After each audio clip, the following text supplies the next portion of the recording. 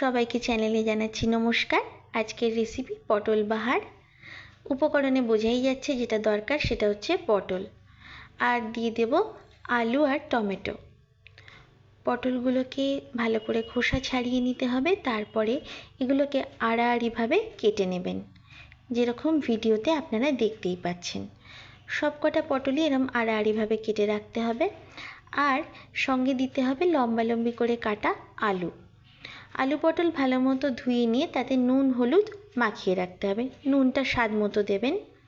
এবার একটা বাটিতে অল্প পরিমাণে পোস্ত আর সঙ্গে সর্ষে দিচ্ছি। সর্ষের পরিমাণ পোস্তর তুলনায় একটু বেশি। গ্রাইন্ডারে কাঁচা লঙ্কা আর টমেটো দিয়ে আমরা সর্ষে পোস্তর একটা মিহি পেস্ট তৈরি করে নেব। এবার কড়াইতে সর্ষের তেল গরম করতে হবে। গরম সর্ষের তেলে প্রথমেই নুন হলুদ দিয়ে মাখিয়ে রাখা পটলগুলোকে আগে ভেজে তুলে রাখবো। পটলগুলো ভাজা হবে বলতে একটু সাঁতলে নিতে হবে। এরপরে পটলগুলোকে একটা পাত্রে তুলে রাখতে হবে। তারপর ওই তেলেই আমরা হালকা করে আলু ভেজে নেব, যে আলুগুলোতেও আমরা নুন হলুদ মাখিয়ে রেখেছি। আলুগুলো হালকাভাবে ভাজা হয়ে গেলে আমরা এই পাত্রে রেখে দেব। তারপরে যে তেলটা থাকবে ওই তেলেই আমরা গ্রেভিটা তৈরি করব।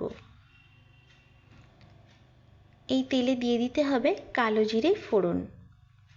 কালো জিরে ফোড়ন দিয়ে আমরা একটু ভালো করে ভেজে নেব। ফোড়নটা রেডি হয়ে গেলে দিয়ে দেব আদা বাটা আর দিয়ে দেব সর্ষে পোস্ত বাটা। কাঁচা লঙ্কা নতুন করে দিচ্ছি না, কারণ এই পেস্টেই কাঁচা লঙ্কা আছে।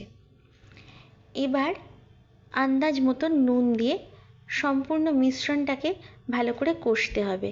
এই সময় গ্যাসের ফ্লেমটাকে অবশ্যই লো রাখবেন, না হলে এটা পুড়ে যেতে পারে। তাই গ্যাসের ফ্লেম লো রেখে সর্ষে পোস্ত ভালো করে কষে নিতে হবে। এবার এতে দিয়ে দিতে হবে ভেজে রাখা আলু আর পটল। সব উপকরণ আবারও একবার কষে নিতে হবে ভালো মতন। দিয়ে দিতে হবে গ্রেভির জন্য পরিমাণ মতন জল আর আন্দাজ মতন অল্প চিনি, তাহলে খেতে ভালো হয়। ঢাকা দিয়ে স্লো ফ্লেমে এটাকে সেদ্ধ হতে দিন। খুব সুন্দর একটা গ্রেভি তাহলে তৈরি হবে।